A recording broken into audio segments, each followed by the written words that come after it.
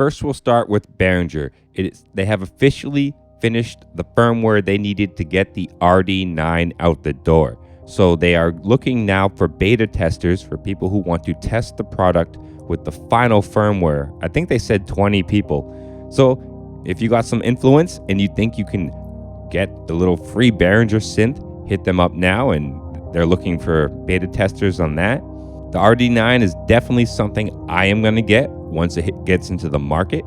And this firmware does affect the RD-8. It makes a stable MIDI connection, which apparently the RD-8 was having issues. And as I stated in a previous video, Behringer wanted to get this update, which would affect the RD-9 too, finished before it hit beta testing phase. So I'm definitely amped to see that one finally ship from Behringer. So what do you think? Are you going to be getting that RD-9? Do you have the RD-8 now? And are you amped on that stable update? Now jumping over to Korg, they have updated Korg Module. Korg Module up to version 4, and the biggest improvement, the one that a lot of people want from Korg, is now that Korg Module will work with the entire iOS ecosystem. Most people know that Korg has been closed off until this point with their apps. There's been a lot of complaint about, how long they're taking to create this, that Korg is taking too long to do this within the iOS ecosystem. I definitely don't agree. I feel that Korg is going at the normal pace they would go at with any project. Korg is a massive company, way bigger than pretty much everybody else in the iOS app space. So the only thing on Korg's plate isn't iOS, and they wanted to make Korg Gadget stable alone first, and then they're going to slowly branch it out. I definitely could see it coming, and this is the first step in that direction.